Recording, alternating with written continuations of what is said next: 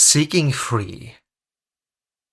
Flying was amazing. The ability to see for miles upon miles, being dragged through a low cloud simply for the experience of it, and the exhilaration from the speed and wind ripping through my hair. Featherstorm didn't seem to mind me as an extra passenger in the slightest, as if he delighted in showing off to a fresh rider who had never had the joy of flying before.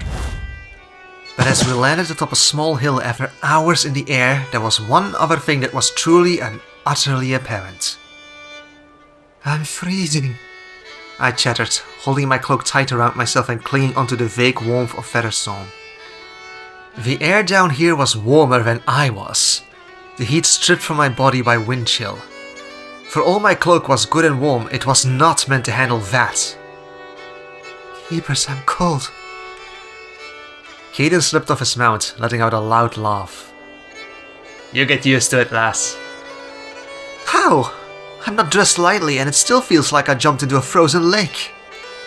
I whined as he helped undo the straps and buckles that kept me on Featherstone. My legs half numb and horribly sore, riding a griffin was nothing like riding a horse. I practically fell off as soon as I was free. Even though I'd gotten my feet just about under me, I certainly didn't stay upright, flopping onto the grass of the hill. "Oh, I can't feel my legs, and I don't think I want to," I whined again. Featherstorm chirped in amusement, eyeing me in a strangely smug way. Caden elbowed the griffin as he let out another chuckle. "Maybe we went a wee bit overboard.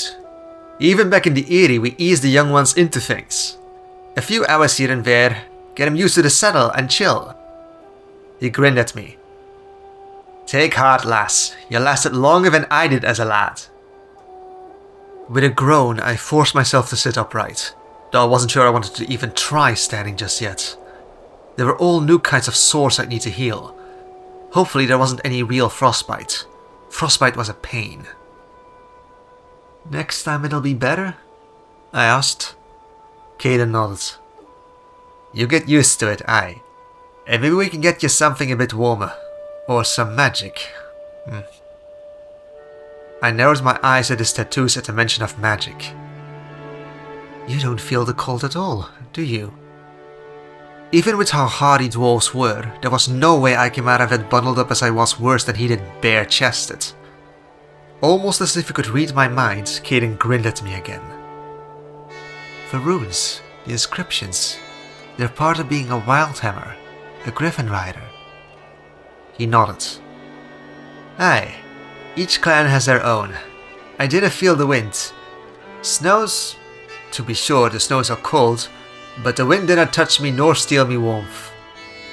One of his large and amazingly warm hands clasped mine. "See? Can't give you the marks, of course. You're not a Wildhammer, let alone Kindfeather.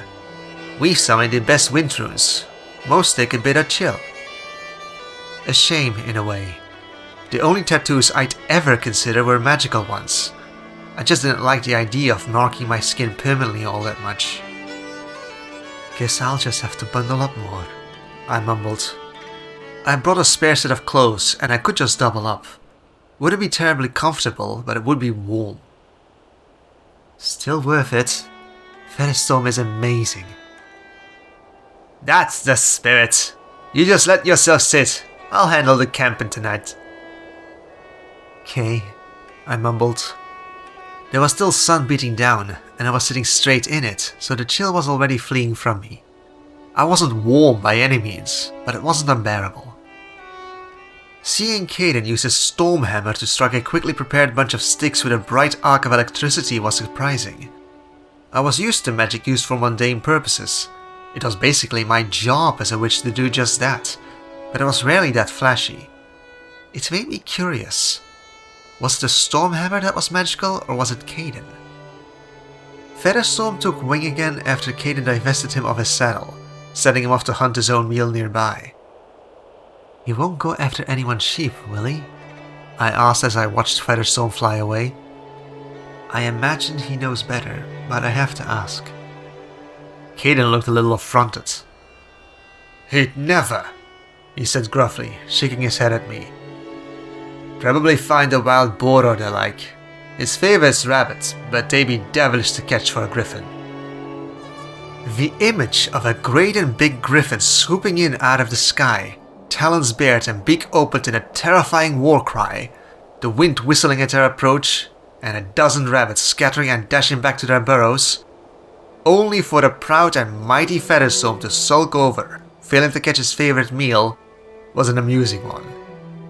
Nimble, fast and incredible as they might be, griffins were big and not terribly subtle. I meant no offense, and he does need to eat. The dwarf nodded and got back to warming some rations on the fire, while I started working on my sores. Couldn't put everything back together how it was. I'd just get them all over again. I needed to let things stretch, get a bit tougher, so it wouldn't chafe so bad.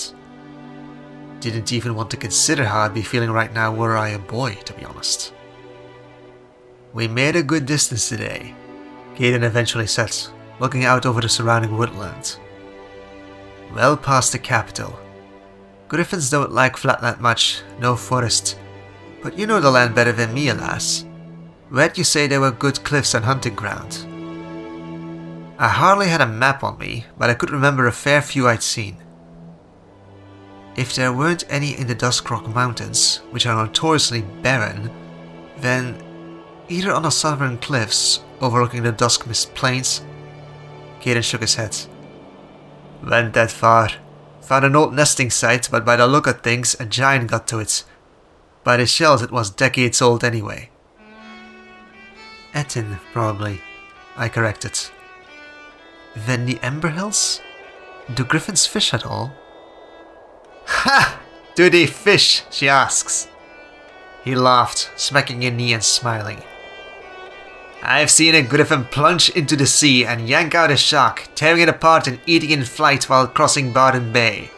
Poor Ryder had kelp in his beard until we got back to shore. I let out a small giggle. Well, Emberstone Lake is in the Highlands and is part of the Emberstone Hills. It's big and I've heard there's good fishing up there. And we could stop by Cliff Bottom. If there were any rumors, Heather and her mother should know. And I know someone, another witch, who lives on the lake. If there's any around, they'll probably know. Sounds good, Caden nodded. So Emberstone, that's a straight shot west of here, if I be remembering right. It was strange to think that the sheer speed at which we ate up ground, a blistering pace of more than 200 miles in a day, would have been slow by the standards of my old world. Not that Caden was rushing us or pushing Featherstorm to his limits, and it was with 2 riders. But for how fast it felt like we were going, it was hard to equate it to mere hours of travel by mundane means on Earth, not even considering how fast a plane might go. Walking on a good road in decent weather would typically see you make 20 miles in a day, 30 if you were used to traveling or pushed yourself. On horseback one could expect 40, or if you didn't mind utterly exhausting your mount, as much as 60. Some magic from me or Celestine could see that stretch further. A stagecoach, changing horses regularly, would typically make 70 or more on good roads and terrain. But 200? It was a lot. And that was just a rough estimate, and ignoring the fact we flew over every obstacle and detours that straight for Emberstone Lake. No real consideration given to the topology or weather.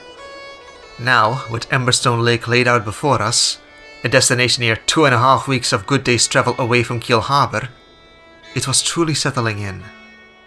2 days. 2 days of flying. My first 2 days ever atop a griffin. The immense world that had been Gilneas, that I had walked more than a third of with my mother, suddenly felt a little smaller. There was so much more out there, all of it actually reachable with the right connections. It made me want to see Ironforge in person, to witness the great forge and the immense works made there, to walk through the Valley of Heroes in person on my way into Stormwind. There would be no sudden thunder of music celebrating my entrance, but it would still be a sight. My hands clenched tightly into Featherstorm's feathers. I couldn't forget about the world beyond our borders. It wouldn't be long until King Greymane built his wall, until we left the Alliance, until until the scourge came. And I still had no idea what to do about it. "What troubles ye, lass?" Caden yelled over the wind. Could I tell him? How could I possibly explain it? I was born in another world, and in that world I saw the future of this one. Such a joke. I had to figure something out. Some explanation that might hold weight. But that wasn't it. Maybe I'd tell someone I reincarnated someday. A partner or something. I didn't trust anyone enough to go into that yet. I would have said I trusted Mama, my mother, enough, but she left. She abandoned me. I loved her and I resented her so much. "Just thinking about my mother," I lied, yelling back to be heard. He nodded grimly. "Do you know which of these villages is the right one?" he said, changing the topic. "Never been out here. We met somewhere else." Can't go spilling we met in the Blackwold. "We'll have to ask for directions." "Right," he said. "Down we go." Featherstone swerved in the air, turning into a dive and rushing towards the ground. I let out a loud yell, somewhere between an exhilarating shout and a shriek of fear. By the time we landed and I was on Featherstone, grasping at the reassuring solidarity of the ground and grass, I was giggling uncontrollably and my heart was pounding. Caden patted me on the back with an amused grin on his face, while Featherstone wore that same strangely smug expression once more. There was a fair bit of commotion from the village. We hadn't landed in it, but we were close enough that everyone there would have seen us coming down. We could hear shouts and doors slamming, see people rushing about and panicking. "Maybe we should land out of sight and walk up next time," I said. Caden grumbled loudly under his breath in Dwarven. The only word I could understand was humans, and it didn't sound terribly polite. Well, I could understand his frustration with the panicky peasants. "Ho there!" I yelled. "No need." I saw a couple of men and women come out with their guns, scanning the skies. "No need for alarm. Caden here is a Wildhammer, a Thane of the Kindfeather clan." "Bloody hell!" one of them shouted. From there, I got into calming them, Caden spending his time glaring at them as they gawked over him being a dwarf. Emberstone Lake wasn't that remote, was it? I had to explain several times that Featherstone wasn't after their catch, nor their children. And yes, he was Caden's mount. A well-trained griffin who would take a rider and not try to eat anyone. For once, I wasn't the target of all the superstition and fearful nonsense of the peasantry. Honestly, it wasn't any better. Eventually, it got to the point I'd had enough. "Look, we just wanted directions to Cliff Bottom. That's why we came down. I have a friend there and thought to ask her some questions." I was suspecting, with how they seemed familiar with griffins, that there were some around here. But Keeper saved me from listening to their drivel for any longer. Heather at least should be able to speak without gawping. "Can any of you tell us where the village is?" "It's at the bottom of a cliff," a veritable comedian said, laughing at his own joke. At least they weren't so panicked they couldn't take the piss. It was a good sign, sort of. Another, who had his own short chuckle, nodded. "Can't miss it. Up along the north of the lake, bottom of the cliff, right up by the waterway. Good fishing there. Wouldn't like to go up and down the cliff for firewood though." "They got a fancy elevator put in some years back." The villagers got into a small argument on the qualities of their own village compared to Cliff Bottom. I left them to it and turned to Caden. "I don't want to stay any longer, personally." "Aye," he nodded. 2 days with you, lass, and I forgot what most humans are like. Why did you have to be all reasonable like and make me forget?" "I can't say I know what you're talking about," I said, finding it hard not to grin. It was a strange sort of compliment, but it seemed I had made a good impression so far. I absolutely knew what he meant about a typical human peasant foe. The villagers did notice us leave. Well, the children did. The adults were too caught up in their argument. I waved to them as they watched Featherstorm take to the air again. Their odd little expressions were cute. We were probably the most interesting thing to happen in their lives so far. Another little reminder that for all the adults could be blinkering idiots, kids tended to be more curious than hateful. True enough, Cliff Bottom was hard to miss. A little fishing village built up and into the cliff above the lake. It wasn't the largest cliff, likely not more than 100 foot, but the path winding its way up did not look terribly inviting to walk to me. And though the homes cut out of the rock itself or built on the terrace in the cliff face looked cozy enough, the verticality of the village would make life something of a challenge. Few of the houses had much in the way of gardens. The one did blatantly stand out.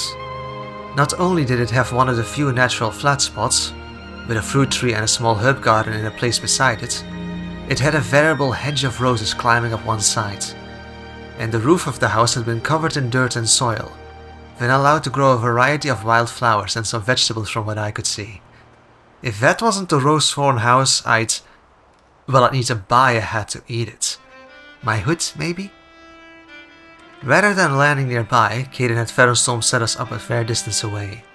It would be a short walk, but not having a repeat of last time would be nice. Would you like me to handle talking to the villagers again? I asked. Caden debated his answer a moment, tugging at his beard. If they can keep a calm head, I'll handle it, he said. Dinna think I didn't appreciate it, mind. Some of your kind superstitions and a blathering are mighty irritating. Can't say I disagree. There was a time my teacher and I told him about my stop in the fanatical village on the way back from the Black Vault with Celestine. If anything, he seemed more disappointed that humans acted like that with other humans and not just other races. There were two ways down into the village. A wooden lift and counterweight system built up the cliffside, or a short and thankfully not too narrow trail zigzagging down into the village. There wasn't anyone at the top of the cliff, though the houses started about halfway down the trail itself. We stopped briefly at the first of the houses. An old lady turning a spinning wheel by hand in the evening light. The design of the thing honestly offended me. Taking up a hand so she had more trouble keeping the yarn smooth, no consistent motion. And her feet were left idle. At least the spinning wheel I used at the tollbeggars had been treadle powered. Putting aside my irritation at shitty designs making things harder on people, I asked about the rose thorns. And my earlier assumption that the green covered house was theirs was correct. I think the lady realized I was a witch like Heather, or at least suspected, but I didn't particularly care. Caden was attracting attention anyway, as he was still running around without a shirt on and showing off his abs. He really was remarkably well muscled and kept it on show a lot. It made me think of my own chest and the onset of puberty I was going through. On and off I'd been sore and dealing with growth for the last year or so. I'd been happier ignoring the inevitability of it as a child. I was not looking forward to the next part where I started bleeding each month, even if I was well informed and prepared for it. Hormones sucked, whichever kind you ended up with. Caden gained a frown as we walked through the village, clearly unhappy with the stares he was getting. He was like his griffin in that regard. He hammered loudly on the rose thorn's door, shaking the door as soon as we got there. A recognizable red-headed girl, well filled out from when I last saw her, opened the door. Hello? She said, staring amusedly at Caden. Mother! There's a dwarf at the door! She yelled. Hey Heather, it's been a few years, I said, giving her a small wave while Caden grumbled. You've grown up a lot. She was 15 now, if I remembered right, and a bit under half a head taller than me now. She'd grown her hair out, but it wasn't anywhere close to mine. She glanced away from Caden to look at me. It took a moment for her to recognize me. Gwen! What are you doing here? I thought you were still busy with your apprenticeship after what happened with your mother. She grimaced. I heard about it from mine. I can't believe she would just leave you like that. Oh, I'm being silly. Come in, come in. You as well, Master Dwarf. I don't believe I know your name. Caden Kindfeather. he answered, walking inside and glancing at the vine-covered walls. Giving the lass here a ride on her search for her mam, and looking for griffins if there had been any sightings. The interior of the house was quite a sight. The inside was just as green as the outside. A fair bit of coin must have been put into getting good glass windows to let in sunlight, which was getting taken in by a lovingly cared for bed of peace bloom. Magical herbs were a bitch to cultivate, so it was impressive they had them growing at all, let alone so healthily. We met in Kiel Harbor just 3 days back, I said, explaining a little for Heather. Riding on a griffin is like nothing else. Near froze myself stiff before the first day from the wind and clouds up there though. Heather smiled, her eyes nearly sparkling. It sounds amazing. You didn't bring it here, did you? It would spook. Nah. Caden shook his head. Featherstone's probably found a tree to nap under. Left him half a mile out. Heather? Jocelyn said, coming out of her back room and wiping her hands on a towel. What was that? Oh my. She bowed. Fair day, smiled Hammer. Are you here for the griffins? I only sent word out 2 months back. Mother? Heather asked curiously. So they be your rumors, Caden said, rubbing at his chin. Would have been good to know where the pride was, you ken. Spent a week flying over the blasted peaks in the west and found naught but giants and birds. But I did. Bah, fool boy either didn't pass it on properly or it got distorted along the way. Jocelyn waved a hand dismissively. They've mostly been keeping to the lake and fish, but a few farmers around here are complaining of lost sheep. I wanted advice on whether they would become a danger to the villagers or farmers themselves. Livestock can be replaced. Sons and daughters can't. Caden huffed. Depends on the pride leader, he said, then began explaining at length the various attitudes of the different prides of griffins known in the hinterlands and Northuron, typical behaviors of griffins and circumstances by which they might go after people. The sheer passion behind it, laying out and educating all 3 of us in griffins, how to spot their nesting grounds, how to approach without angering or startling them, how to make clear to a pride that hunting you is the wrong decision, but hunting with you can be of great benefit. Anecdotes and stories about his own time with Featherstone, or how he taught his younger brother Carden to fly just before the Second War. I think all of us were surprised at just how long he kept talking, regaling us with knowledge. By the time he was done and we had run out of our own questions, it was well and truly night. He'd instilled in me a desire to see Airy Peak for myself. It sounded so much like the upper reaches of the headlands at the foothills of the Dusk Rocks, though much farther from the sea. Wild green and untamed land. Small homesteads scattered around and living close to nature and banding together for protection. Dwarves were less superstitious than humans too, so we witches might find more acceptance there. Of course, Gilneas was still my home and I wasn't going to abandon it, but a girl could dream. Even if I never used what he told us, never had a griffin of my own, they were not cheap to feed or care for. Listening to a master speak about his work, to hear the passion in his craft, was never not worthwhile.